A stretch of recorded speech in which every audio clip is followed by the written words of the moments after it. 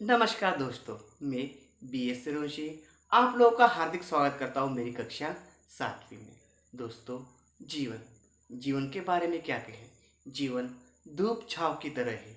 जिस तरीके से कभी धूप तो कभी छाँव होती है, उसी तरीके से हमारे जीवन में कभी सुख कभी दुख होता है। लेकिन हम लोगों को इस तरीके के दुख या सुख से घबराना नहीं चाहिए, क्योंकि सुख दुख हमारे जीवन में आते जाते रहते हैं।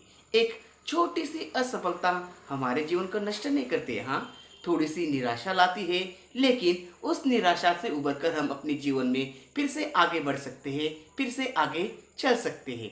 हमारी जो आज की कविता है, जिसका नाम है जीवन नहीं मरा करता है, इस कविता में भी हमारे जो कवि है गोपाल दास सक्सेना, जिन्हें हम नीरज के नाम से जानते हैं, वो भी हमें यही संदेश देना चाहते हैं कि जीवन का सही अर्थ क्या है, जीवन किस तरीके से जिया जाना चाहिए। तो कवि हमें उदाहरणों के द्वारा या कविता के द्वारा क्या सीख देना चाहते हैं, हम देखते हैं।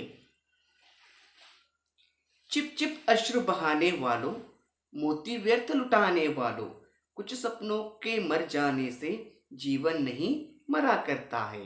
तो जो लोग अपने जीवन में थोड़ी सी असफलता से घबरा जाते हैं, डर जाते हैं, वे चुप चुप कर रोते हैं, अपने मोती रूपी अश्रुओं को बहाते उन्हें व्यर्थ करते हैं। लेकिन कवि का ऐसा मानना है, कवि का ऐसा कहना है कि जीवन में कुछ सपनों के टूट जाने से, जीवन में कुछ सपनों के पूर्ण न होने से हमारा जीवन मिट नहीं सकता है, हमारा जीवन खत्म नहीं हो सकता है। हम सपने देखते हैं और उन्हें पूरा करने के लिए मेहनत करते हैं, हार्डवर्क करते हैं। कभी कभी वो सपने सफल होते, पूरे होते, तो कभी कभी वो पूरे नहीं हो पाते हैं।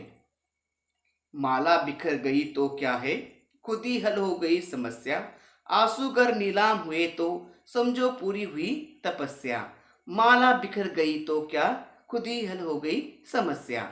माला माला टूट जाने से मोती बिखर जाते हैं। माला टूट जाने से मोती बिखर जाते हैं, मतलब चिंता खत्म हो जाती है हम लोगों की। यदि आगे कवि कहते हैं कि आंसू गर नीलाम हुए तो समझो पूरी हुई तपस्या।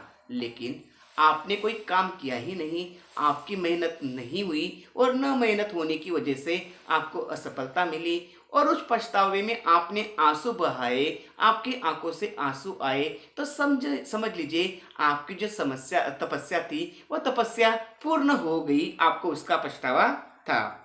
रूठे दिवस मनाने वालों, फटी कमीज सिलाने वालों, कुछ दीपों के बुझ जाने से आंगन नहीं मरा करता है।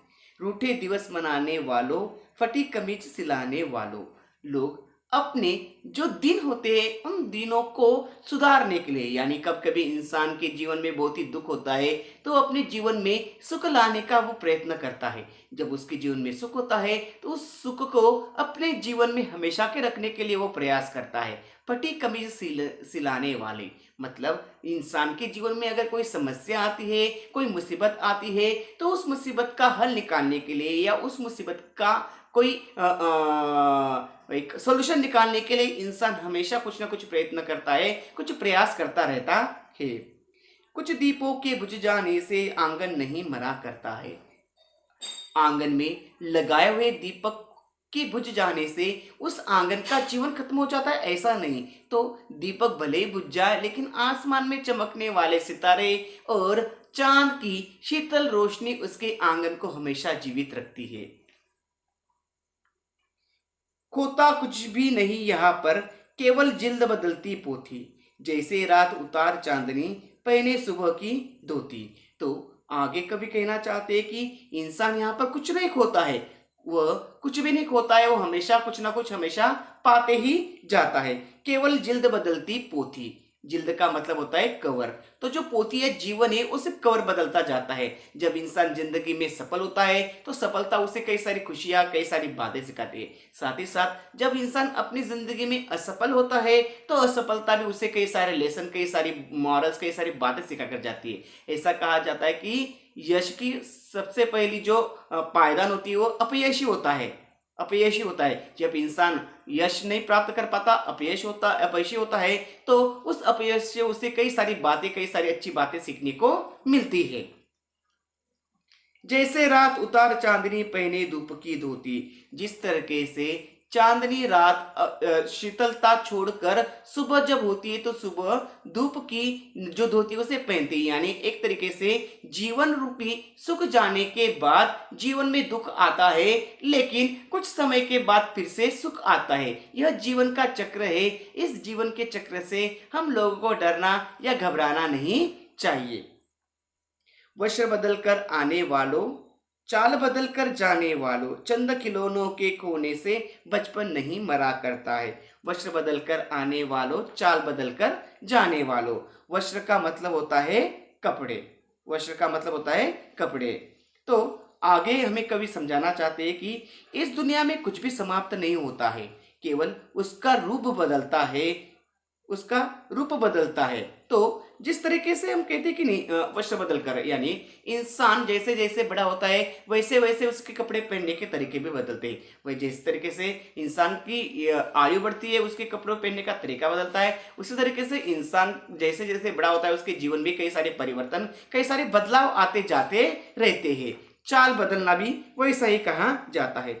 चंद खिलौनों के टूटने खोने से बचपन नहीं मरा करता है। बचपन में हमारे पास जो खिलौने होते हैं वो खिलौने अगर कहीं पर गुम हो जाए, खो जाए या टूट जाए तो उस दुख में हम अपने पूरे बचपन को बर्बाद नहीं करते, अपने पूरे बचपन को दुख में नहीं बिताते। अब कुछ समय तक हमें उनकी याद रहती है, कुछ समय के बाद हम उसे भूल जाते हैं। वैसे ही जीवन में सुख दुख तो लगा रहता है, उसी तरीके से हमें सुख और दुख प्राप्त करने के लिए जो कष्ट, जो मेहनत की है, उस मेहनत और उस कष्ट को भूलना चाहिए, उसे ज्यादा याद रखने की आवश्यकता नहीं है।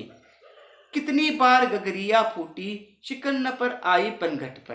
कितनी बार कश्तियां डूबी, चहल पहल ओही है तट पर। कितनी बार गगरिया फूटी। गगरी का मतलब होता है मिट्टी का घड़ा। तो पनघट का मतलब जहां से पानी भरकर लाया जाता है। कई सारी औरतें जब पनघट से पानी भरकर अपने घर की तरफ चलती है, अपने घर की तरफ आती है, तो न जाने वहां पर आते आते उसी पनघट पर कई सारे जो मटके होते हैं वो मटके टूट जाते हैं, वो नष्ट हो जाते हैं। लेकिन इस बात की वजह से या इस चीज की वजह से पनघट पर किसी तरीके की शिकन नहीं आई। शिकन आना, सिलवट आना, चिंता आना, यानी मिट्टी के घड़े टूटने की जो समस्या या जो बात है वो उस पनघट को परेशान बिल्कुल नहीं करती है। इसलिए जीवन में संकट आए या हार आए उससे हमें घबराना नहीं चाहिए। कितनी बार कश्तियां डूबी। कश्तियां नाव या जहाज। अगर हम तट मतलब किनारा, तट अगर देखिए तो हम लोगों ने कई सारी जो कश्तियों को डूबते हुए देखा है। बड़े बड़े समंदर में या नदियों में ज्यादा पानी का बहाव आने की वजह से कई सारी कश्तियां, नाव डूब जाती है। लेकिन जो तट होता है, तट पर चहल पहल या लोगों का आना जाना लगा रहता है, उसमें कोई परिवर्तन नहीं होता है, कोई बदलाव नहीं होता है। वैसे ही हमारा जीवन है। हमारे जीवन में सुख दुख, हार जीत, ये सारी बातें लगी रहती है, लेकिन इन बातों की वजह से हमारे जीवन में कोई परिवर्तन नहीं होता है। हमारा जीवन हमेशा गतिमान होता है और चलता ही रहता है। तम की उम्र बढ़ाने वालों, लो की आयु घटाने वालों, लाख करे पतझर कोशिश, पर उपवन नहीं मरा करता है। तो आगे जो कवि है, कवि हम लोग को कहते हैं कि तम की उम्र बढ़ाने वालों, तम का मतलब होता है अंधकार, और लो मतलब प्रकाश की ज्योत जो होती है उसे कहते हैं कि हम लोग अंधकार की आयु बढ़ाते हैं और प्रकाश देने वाली जो ज्योत है उसकी आयु घटाते हैं। यानी इंसान चिंताओं में, समस्याओं में इतना दुखी हो जाता है कि उस समस्या और दुख को अपने जीवन में भर लेता है, लेकिन उसके जीवन में प्रकाश की किरण लाने वाली जो आस होती है उस आस को वो नष्ट करता चला जाता है। जब तक उसके अंदर आत्मविश्वास, कॉन्फिडेंस नहीं आता है, तब तक वो हमेशा यही सोचता है कि मेरा जीवन दुख भरा है, समस्या भरा है, मेरे जीवन में कुछ अच्छा हो ही नहीं रहा है। लाख करे पतझर कोशिश, पर उपवन नहीं मरा करता है। पतझर जब जो पेड़ के पत्ते सारे झड़ जाते हैं, वो पतझड़ का मौसम होता है। चाहे पतझड़ का मौसम कितना भी क्यों ना आए, पतझड़ का मौसम कितना भी क्यों ना आए, लेकिन उस पतझड़ के मौसम की वजह से मौसम की वजह से जो उपवन है उपवन नष्ट नहीं होता है, कुछ दिनों के बाद वो हरा भरा होता है। पतझड़ आने के बाद उसके पेड़ के सारे पत्ते ढल जाते हैं, गिर जाते हैं, लेकिन फिर से वह पत्ते जो होते हैं वो पत्ते आ जाने से उसकी शोभा बढ़ जाती है। लूट लिया माली ने उपवन, लूटी न लेकिन गंध फूल की, तूफानों तक ने छेड़ा पर खिड़की बंद न हुई धुल की। लूट लिया माली ने उपवन, लूट लूटी लेकिन गंध फूल की। तो आगे जो कभी कभी हम लोग को कहते हैं कि जो माली है, उपवन मतलब बगीचा, बगीचे की देख रेख करने वाला जो माली होता है वह बाग में आए हुए या उपवन में आए हुए जो फूल होते हैं उन फूलों को तोड़कर बाजार में बेचने के लिए लेकर जाता है। लेकिन चाहे वो फूलों को तोड़ लेकर जा सकता है, लेकिन फूलों से उनकी गंध को वो मिटा नहीं सकता है, नष्ट नहीं कर सकता है। उसी तरीके से हमारे जीवन में चाहे जितनी भी संकट मुसीबतें आए, लेकिन वो हमारे जीने का जज्बा या हमारे जीवन का देखने का जो तरीका है या नजरिया है उसे वो चेंज नहीं कर सकता है, उसे वो बदल नहीं सकता है। नफरत गले लगाने वालों, सब पर धूल उड़ाने वालों, कुछ मुखड़ों के नाराजी से दर्पण नहीं मरा करता है। नफरत गले लगाने वालों, सब पर धूल उड़ाने वालों, कई सारे जो लोग होते हैं वो लोगों को परेशान करना, उन्हें मुसीबत में डालना या मुसीबत में उन्हें देखकर मजा लेना, ऐसी हरकतें करते रहते हैं या उनके दिल में ऐसी बातें चलती रहती है। लेकिन हमारा स्वभाव इस तरीके का नहीं होना चाहिए। शायद आपके जीवन में जो लोग हैं वो लोग आपसे प्यार ना करें, आपसे नफरत करें, लेकिन उनकी वजह से आपके जीवन में खुशियां नहीं आएगी, आपका जीवन दुख भरा रहेगा, ऐसा नहीं। हमारा जो जीवन है वो एक दर्पण है, एक आईना है, उसमें कई सारे चेहरे कई सारे मुखड़े आएंगे, लेकिन कुछ मुखड़े आपका साथ देंगे तो कुछ आपका साथ नहीं देंगे। ऐसे में कुछ मुखड़ों की वजह से आपका जीवन रूपी जो दर्पण है वो नष्ट नहीं होगा, वो मरेगा नहीं। तो इस तरीके से कवि ने हम लोगों को इस कविता में जीवन को बताया कि जीवन में एक बार असफलता आने का यह अर्थ नहीं होता है कि जीवन समाप्त हो जाएगा। हमें निराश न होकर फिर से प्रयास करना चाहिए। यही सीख हमें इस कविता से मिलती है। धन्यवाद।